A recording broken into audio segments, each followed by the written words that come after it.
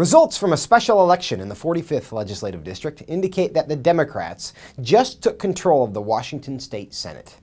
With that change, Democrats now control the governor's mansion and both branches of the legislature.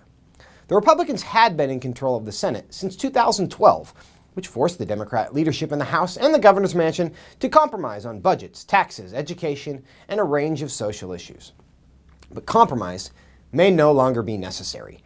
In anticipation of this development, Governor Jay Inslee told the New York Times, quote, "We intend to make a full-scale effort in the next session of the legislature if we win."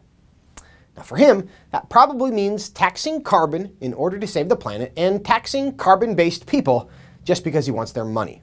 On social issues, the landscape is likely to become very challenging. The abortion industry in particular has had their legislative priorities stonewalled for 5 years. We expect them to use this opportunity to do things like regulate pro-life pregnancy centers. Previous attempts to regulate pregnancy centers in ways that make it difficult for them to exist failed. I would be surprised if they were not resurrected now.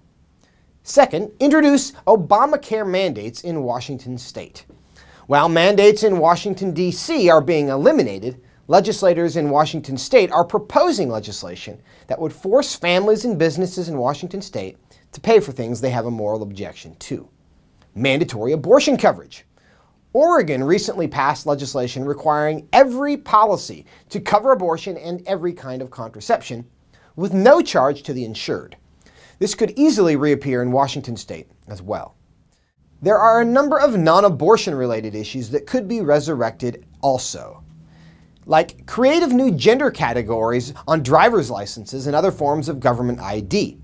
We could see legislation to disqualify students at Christian universities from government-supported student aid if those schools ascribe to Christian understandings of marriage, sexuality, and gender. Legalization of commercial surrogacy.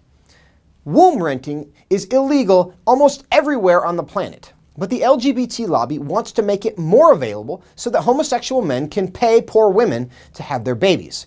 The scenario provides many opportunities for vulnerable women to be abused, which is why in recent years it's been banned in every Southeast Asian country where it was most common. But in 2017, women's rights are subservient to everything LGBT, so don't be surprised if it shows up again. The creation of third-party parenting rights. Should a judge be able to overrule the wishes of parents and give visitation to a third-party non-parent? Legislation introduced several years ago would do exactly that, making it easier for former same-sex partners to have visitation with other people's children. In recent years, this proposal was defeated because of the Senate, but may be reintroduced now that the environment is friendlier. A ban on therapy to help minors with same-sex attraction. All over the country, the left has been pushing legislation that makes it illegal for a therapist to help minors who want to reduce or eliminate same-sex attraction. It would punish therapists, even if they are pastors or church employees operating inside a church. 3 times it was defeated in the Senate. On social issues, this could be the priority.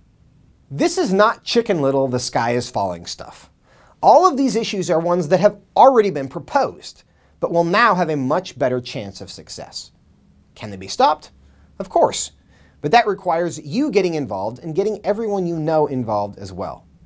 The majorities in both houses are slim, 25 to 24 in the Senate and 50 to 48 in the House. Because 2018 will bring another election, there may be some accountability. But if they think you don't care, it could get ugly.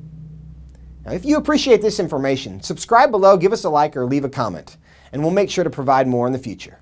And make sure you share this with other people that care also. Be the change. For the Family Policy Institute of Washington, I'm Joseph Backholm.